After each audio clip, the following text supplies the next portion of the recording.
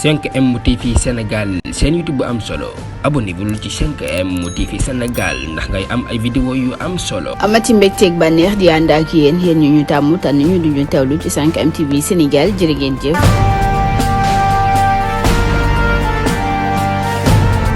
salaamaaleykum internet yi ñi seetaan à travers chaîne yi nga xam ni ñëw nañ tey fas yéene seq ak Adama Diop bu Sonko waxtaan bu jëm ci actualité politique kon ginnaaw bala ñoo di gën a guddal rek dañ koy daal di bàyyi mu nuyoog internet yi bu ko defee ñu xuus ak moom ci waxtaan bi. waaw di ñëwaat di nuyoo comme ni ma ko daan tàmm di ko defee di leen ziar bu baax a baax di nuyu mboolem patriote. foo mën a nekk maa ngi lay ziar di la jox sa wàccuwaay waaye di ñaanal Seydina Ousmane Sonko mi nga xam ne lépp moom la coow li moom la riir mi moom la di ko ñaanal yàlla suñu borom aar ko yiir ko làq ko fa yàq eggul musal ko ci pexem Macky Sall ak ay ñoñom ba 2024 incha allah. jërëjëf Adama ginnaaw bi nga nuyoo ñu jàll rek ci li nga xam ne mooy li waral tey ñu daje fii muy actualité politique yi bi ci njëkk rek ñu dooree ko ak projet bi nga xam ne jamono yi yëpp ku ne xam na ni ñëpp ñu ngi ci yéeg di jiyaat bi muy projet Ousmane Sonko ak Adji Sarr bi avant loolu tamit ñu gis beneen convocation boo xam ne war na ko wuyu le 2 bi ñu jëm muy belante boo xam ne Mame Mbaye Niang defoon na ko mais balaa ñu yegg foofu dañuy yamagul rek ci li nga xam ne moom moo di projet bi nga xam ne war na fa dem ak Adji Sarr ak ki nga xam ni moom moo di Ndeye Khady Ndiaye nga xam ni kii di doyen des juges yóbbu na li nga xam ne moom moo di mbir mi ci chambre criminelle ñu war a dem foofu amal fa procès naka nga gisee mbir boobu lan ngay wax ci projet bi nga xam ne Ousmane Sonko war na fa dem jàkkaarloo ak Adji Sarr. waaw projet boobu yaakaar naa moo waral ndaje mi tey moo waral sama génnu tey ndax man damay wax ne képp koo xam ne laal nga Ousmane Sonko rek pare naa pour jàmmaarloo ak yow bala ngaa egg ci Ousmane Sonko da ngay egg ci man d'abord ba pare. liñ waral nag may wax ci projet boobu damay wax ne comme ni ko patriote yëpp waxee rek ci loolu laay ñëw wax ko muy non projet suñu nee nag non projet du suñu ragal. du ñàkk a wóolu suñu bopp waaye dafa am lu wundu ñàkk a wuy ji bi ndax su fekkoon ne projet bi bu mu commencé depuis ñaari at dañ ko jaaroon ci yoon teg ko ci ay règlement yoo xamante ne nit ñi nangu nañ ne lii projet kese la nekkul projet politique Seydina Ousmane day dem wuy ji ci heure biñ ko woowee ay mbokkam wala ay patriotes yi nga xamante ne topp nañ ko muy ndaw yi ànd ak moom mu dem wuy ji mu dellu jiwaat këram te jàmm rek mooy xew waaye li ci laxasu moo bëri muy li nga xamante ne ñu ngi ko ciy dégg muy ay dil yoo xamante ni ak ay complot yoo xamante ne keroog bi nga xam ne Seydina Ousmane génn na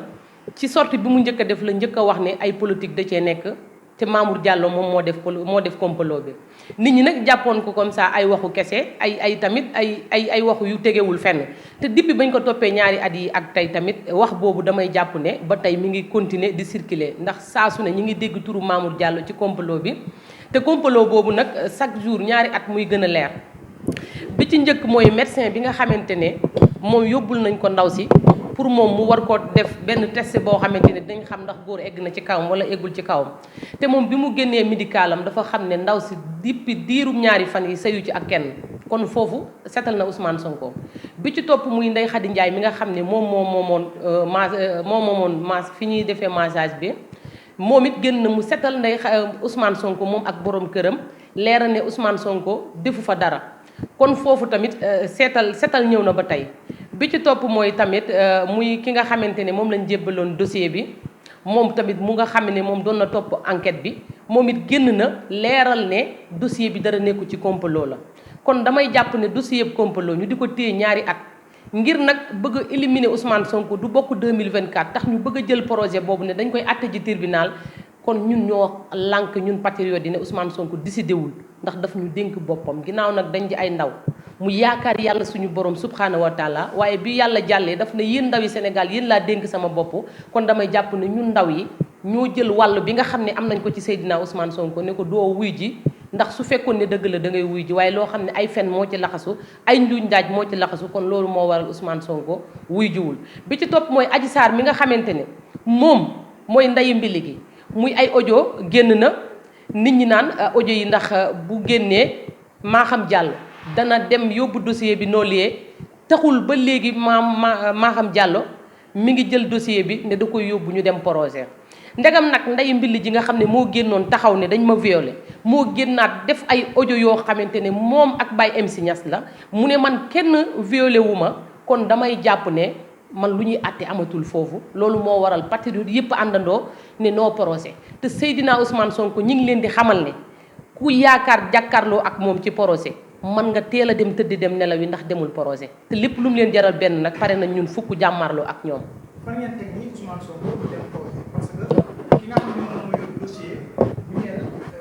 moom ak Adji Sarr décidé na ñoom ñu dem procès est-ce que tamit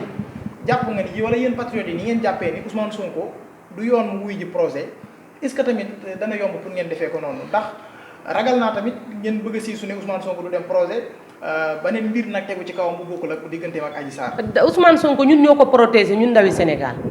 man dama laa wax léegi ci samay biir yi wax ne la Ousmane Sonko su fekkoon ne fan ko waroon jaarale faroon ko jaarale loi am ci dëkk bi Ousmane Sonko day dem wuy ji xam ne tuuma yàgg na fi ñu atte ko ci yoon ku am dëgg ñu jox la waaye procès bi depuis ñaari at ay feni kese da cee nekk ay layaam yi kese te heure boo xamante ne yaa ngi gën di dem rek preuve gën di ñëw muy gën di leer kon léegi damay wax ne bu ñuy àtte lan la ñuy àtte kon ñun Sénégal soxlaatuñ benn juge bu ñu àtte wala benn procureur bu ñu àtte ñun askanu Sénégal bi nga xam ne ñoo topp Ousmane Sonko mu nekk suñu yaakaar ñun ñoo décidé ne Ousmane Sonko du dem procès non procès. mais tam dafa am lu jàpp muy jëm Ousmane Sonko boobu moom moo fi doon tàgg Maham Diallo ci dafa jub wala dégg nañ ñu ne moom juge bu jub la. léegi est-ce que tamit moom bu fekkente ni wóolu na boppam ni moom deful dañ koy toppee dara def ko ci est-ce que tamit du dem procès jàkkaarloo génn dëgg yi nga xam ne si nii moom la am ci ni moom deful publiquement ñëpp di ci teg seen bopp. waaw Maham Diallo su fekkoon ne ci dëgg gi nga xam ne ci lañ ko xamee woon dañuy bàyyi mu dem procès waaye Mamour Diallo daa dem ànd moom Maham Diallo daa dem ànd ci complot bi kon Maham Diallo ñun lan lañ koy doyati ci procès bi.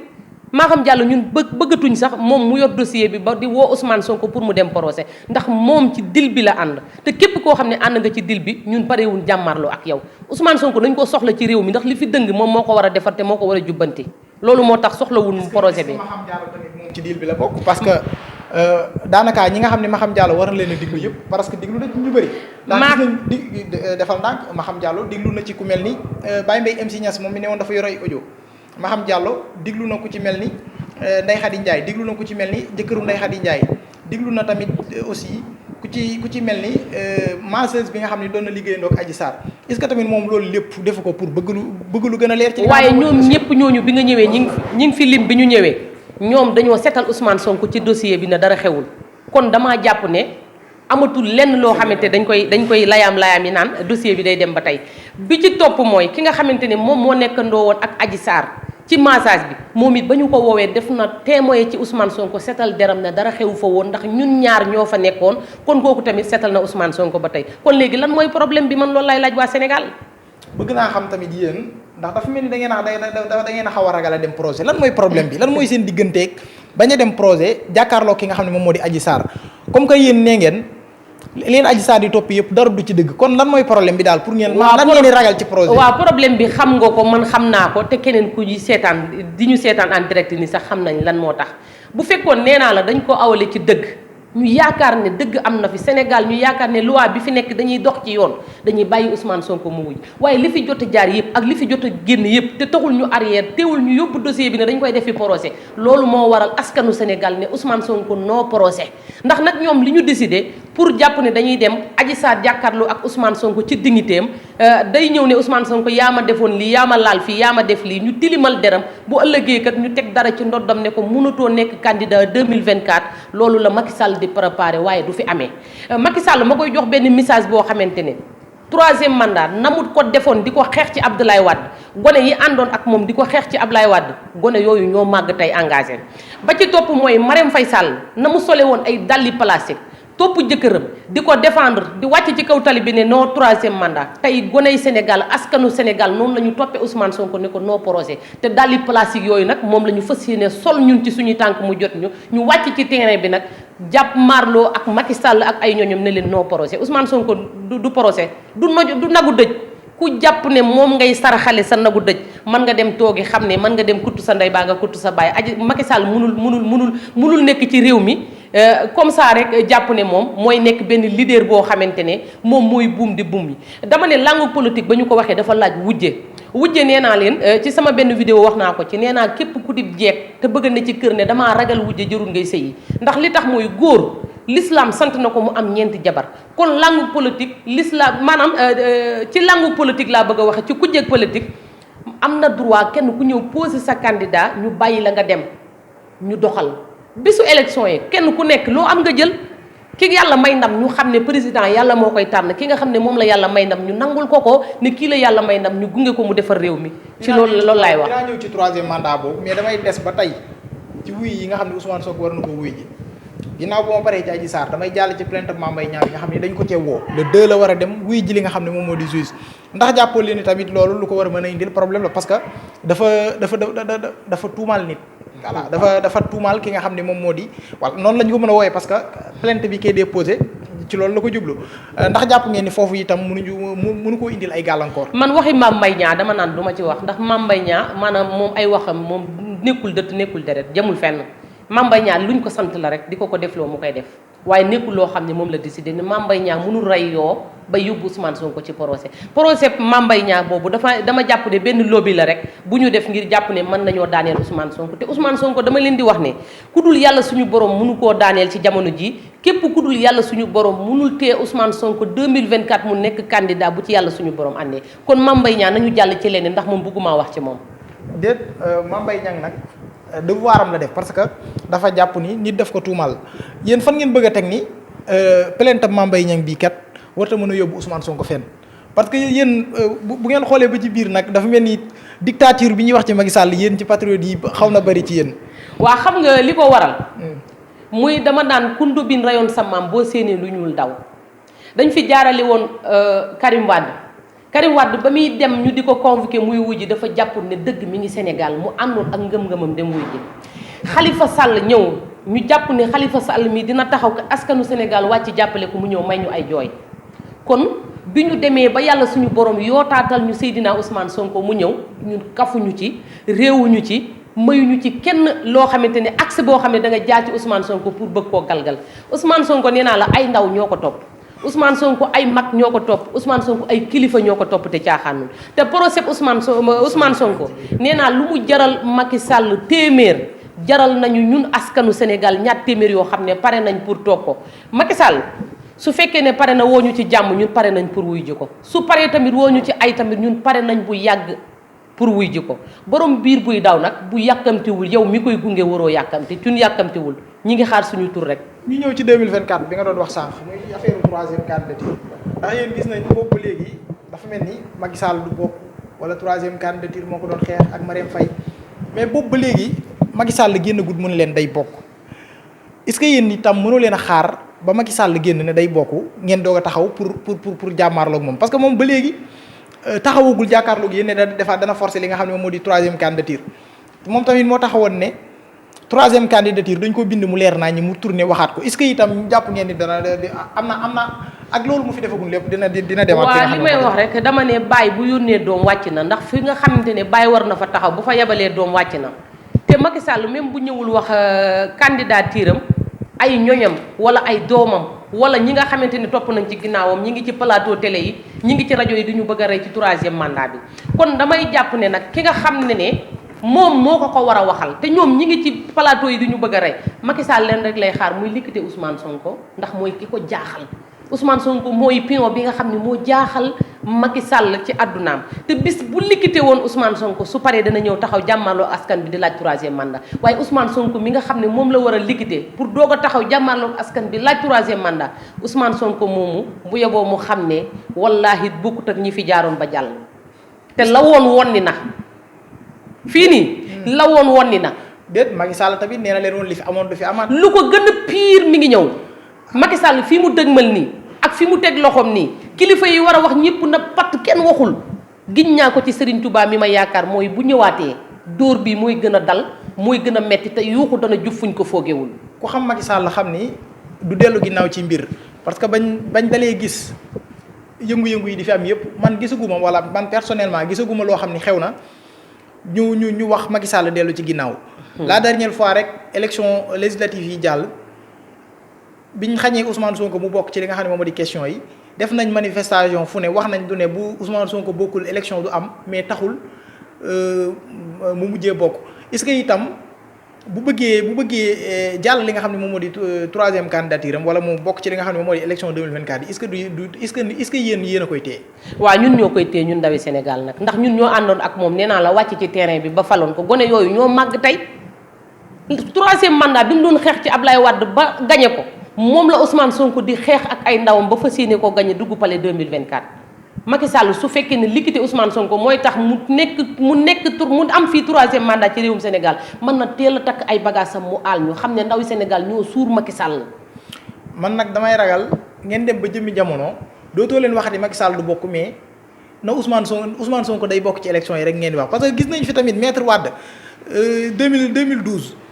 ñëpp dañoo taxawoon di xeex nekk sur le terrain ne du def li nga xam ne moom moo di troisième candidature malheureusement mujj na def li nga xam ne moom moo di troisième candidature am est-ce que du ngeen dem ba jëmmi jamono nag dootoo leen talati troisième candidature Macky Sall mais nu Ousmane Sonko bokkee. ngeen waaye suñu maam Ablaye Wade da ko defee woon defin bu rafet bi mu ko defee woon mooy képp koo xam ne posé woon nga candidat daf la bàyyi woon nga posé candidat ndax loolu mooy tax politique neex kenn ku ne ñu xam ni nga manee ki nga xam ne moo am ndam ñu bàyyi ko mu am ndam Macky Sall nag dafa fas yéene wut a bàyyi kenn mu nekk mu posé candidat moom dafa bëgg a nekk moom ci réew mi di buum mi di def lu ko soob loolu moo tax dafa am ak wute ak Ablaye Wade waaye su fekkoon dafa def na Ablaye Wade defoon bàyyi askanu Sénégal ku bëgg a posé candidat nga posé candidat kon bu boobaa ñun du ñu am dara lu ñu métti ndax Ousmane Sonko ku ne xam na ne suñu nee bokk na ci candidat yi bu yeboo ñëpp dem toog xam ne dañuy xaar heure bi fekk na ñu nga wuti palais de ciblé ndax Ousmane Sonko moo téye réew mi moo ko poñe ndaw yi réew mi yëpp Ousmane Sonko la ñu topp ndax moo ñu won dëgg moo ñu fekkoon ñuy nelaw mu yee ñu ciy nelaw wax ne yéen ndawi Sénégal mën ngeen a nekk ci réew mi di tekki te du ngeen sonn mu ne yéen ndawi Sénégal est-ce que xam ngeen ne Sénégal am na ay valeurs yu fi nekk ñu ne ko noonoo xamuñu ko woon mu ne bu ngeen nangoo ma jaay leen benn procès ànd ak yéen wax leen lan mooy njariñi Sénégal ak ferñeent yi nga xam ne am na Sénégal te saa su ne nag mi ngi ciy teg loxoom li may wax ay waxam rek jalu muus la heure boo waxee da ngay gis lépp loo xam ne mus na taxaw waxuñu ko ci pétrole wala ci gaz wala xaalis bi ñuy luubal wala suuf si ñuy awale lu feneen foo xamante ne bokkul ak li askan bi bëgg heure bu ñu jeexee dañuy gis kon ñun kooku la ñu soxla ci réew mi mu dellu si waat ñu defar réew mi ndax ndawi Sénégal am jàmm yaay yi am jàmm papa yi am jàmm pour Sénégal amaat jàmm Sénégal ku ne xam na ne instant bi metti na tàkk-tàkk yi bëri na xiif bi metti na boole ko jël nañ suñu askan bi nga xamante ne muy kilifa yi nga xam ne moom la ñu yaakaaroon dugal nañ ko ci politique léegi ba tarixa yi jaxasoo na ndax langue politique te loolu ci nguuru Macky Sall la amee Ablaye Wade jaar na fi Abdou Diouf jaar na fi Senghor jaar na fi li Macky Sall def benn leaderu politique bu fi jaar mosoo def loolu dañoo jëloon kilifa yi teg leen ca kaw buñ leen teree ñu bàyyi buñ leen defloo ñu def Macky Sall nag ay kilifa taxaw nañ ñaan ndax ñun keroog bi nga xamante ne gañe woon nañ ko ba war a doggali ni ko Ousmane Sonko di waxee ay kilifa ñoo taxawoon yónnee ñaanne nañu arrière waaye nag ba ñu ñaanee nañu arrière dañu ne li nga xam ne moo ñu métti nañ ko dëxañ ci benn këyit yónnee leen ko dinañ ko saafara te teewul nañu ko bëggee woon noonu lañ leen ko defee woon ndax ñun dañoo dégg kilifa ndax Ousmane Sonko dafa dégg kilifa ay ndawam tamit bu leen waxee ñu dégg loola bàyyi ñu weñ suñu loxo ñu bàyyi ñu yaakaar ne Macky Sall bu jógee ci lii dina arrière wala dina dellu ginnaaw wala Macky Sall pare na pour teg dossier bi ci suuf ndekete booba mi ngi doon wuti arme ndekete booba mi ngi doon wuti ngàndaay waaye ndekete booba mi ngi doon wuti lu mu doon faagaale askanu Sénégal waaye askanu Sénégal pare nañ bu yàgg ndax lu mu andi rek pare nañ pour fay ko lu mu këpp baatar nañ ko. ñu des ci kilifa diine yooyu nga wax parce que kilifa diine yi comme ni nga ko waxee ñaanoon nañ ñi nga xam ne ñoom ñoo doon wala way manifester yi ne leen ñu bàyyi lépp mu sedd est-ce que tamit kilifa yooyu noonu defuñu seen devoir est-ce que gisuñu Macky Sall ci ruq wax ko wax ko li nga xam ne nii moom mooy jafe-jafe sénégalais yi mais Macky Sall moomu mën na ko bañ est-ce que tamit jotul ngeen bàyyi des fois ndax am na ci ñenn ñoo xam ne ñi ngi xaw a xarab kilifa diine yi ci côté boobu ne dañ leen a ñaanoon ñu def waaye bañ leen ñaanee bañ def ba pare ñoom waxaatagu ñoom Macky Sall est-ce que nekku ni tamit Macky Sall moom moo am ak ba ñu boppam. waaw damay ñëw foofu noonu rek la ci am lu ma ciy dénk ma ne ban ñu ñaanee ñu bàyyi waaye tey bi ñu yëgaatee takk-takk yi nga xam ne mi ngi wàjj ñëw ci askanu Sénégal te nag bu réew mi tàkkaatee képp ku yaakaar ne di nga ci mucc yaa ngi nax sa bopp ak ku mën a doon ndax réew mi mën naa boye fu ne ñun soxlaatun lu ñuy mun ci biirum néeg ndax réew mi toll na foo xam ne wala Macky Sall toll na foo xam ne du ku ñuy woo ci biirum néeg naan ko kaay ñu dee la muy dañu soxla kilifa yi génn publiquement jàkkaarloo ak askanu Sénégal waaye jàkkaarloo ak leaders politique yi wax leen ne leen nañu arrière ci li ñu nekk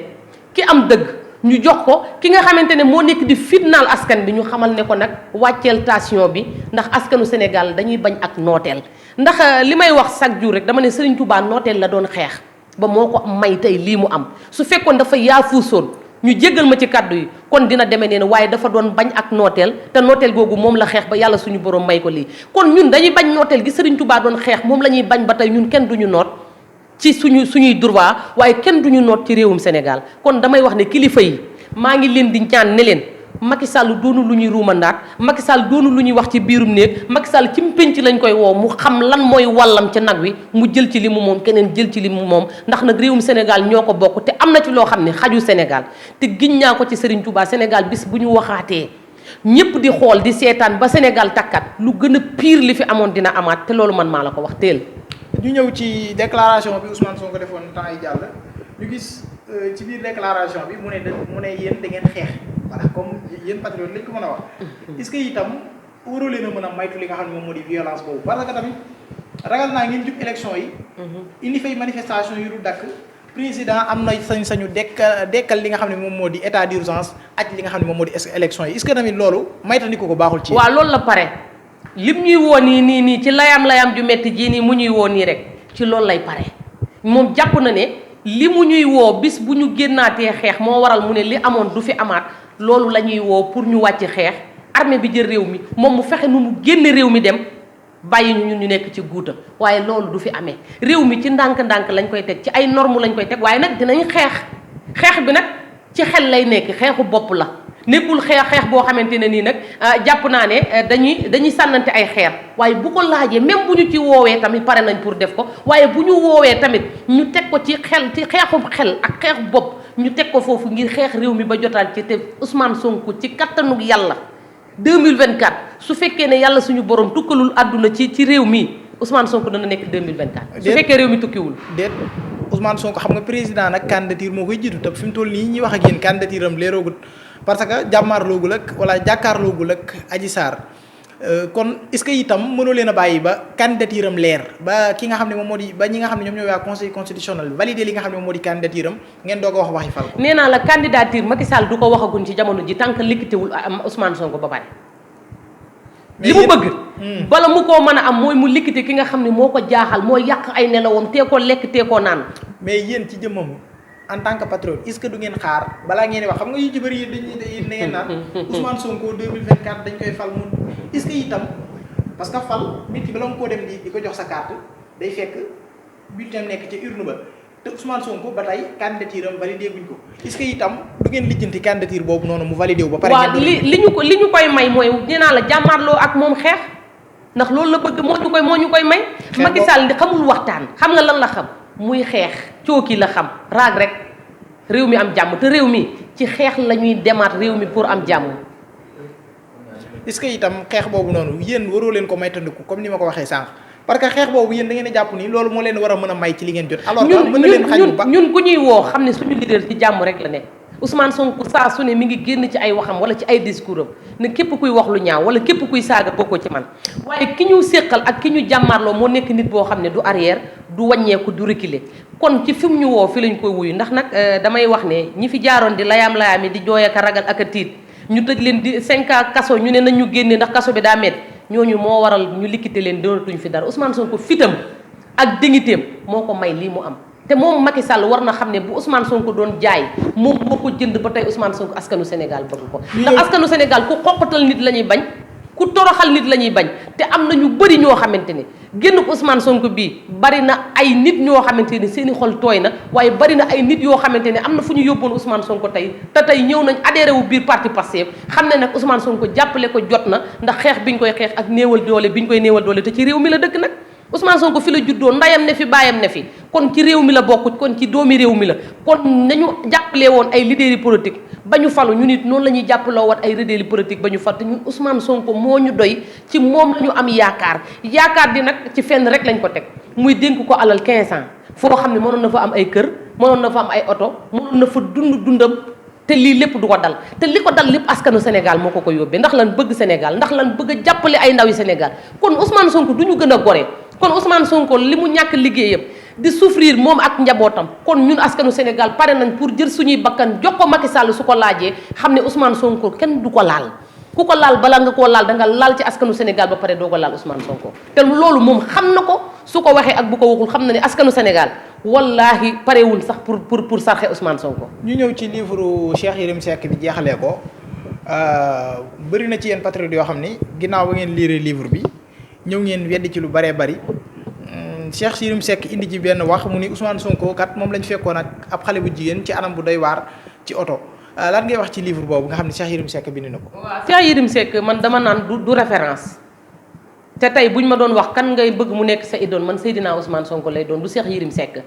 Cheikh Yérim Seck su fekkoon ne bëgg na lu baax wala réew mi ñor na ko day dem xooli fa la bëgg-bëggi Ousmane Sonko mu tënk ko ci livre ngir ndawi Sénégal jël livre boobu liir ko mën a xam ne kon Ousmane Sonko mi jar na topp. waaye Cheikh Yérim dafa fekk góom ba nga xam ne kenn du ko laal kenn du ko xolli mu dem laal foofu livre bi pourtant bind na ci Marième Faye Sall bind ci Macky Sall tënk leen ci livre bi waaye est-ce que ñoom ndax dégg nga leen ci page yi nga xam ne tënk na leen fi Ousmane Sonko rek ngay dégg. moom nee na ci livre bi bind na ko ci mu ni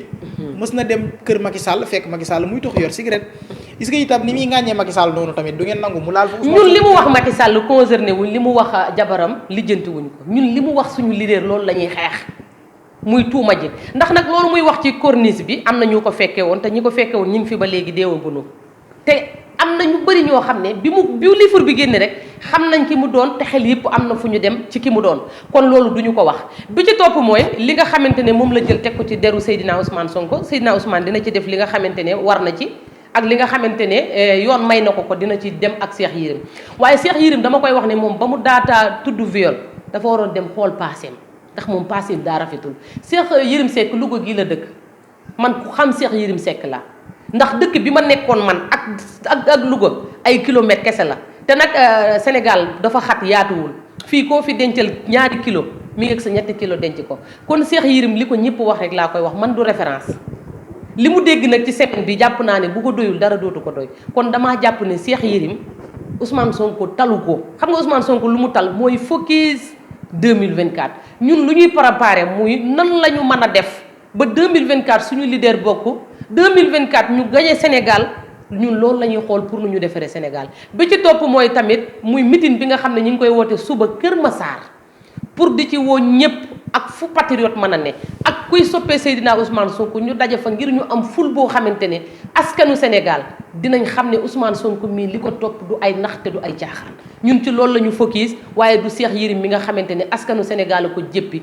ndax am na xam-xam ndaw la waroon naa mën a dem liggéey di am xaalis ki nga xam ne nag yow violeur nga sa doom violeur la kon kooku mënoo ñëw di conseiller kenn ci benn dossier ci benn livre naan nit day violer kenn Seydina Ousmane Sonko capable na leneen lu dul loolu talul Cheikh Yérim. jërëjëf Adama xam naa dañ lay bàyyi kon nga tàggatoo ak internet yi bu ko defee ñu joxe dig daje ci beneen yoon incha allah. waaw kon li may wax rek di leen jaajëfal bu baax a baax di wax ne merci beaucoup kontaan naa ci daje bi kontaan naa tamit ci émission bi nga xamante ne woowoon ngeen ma ci.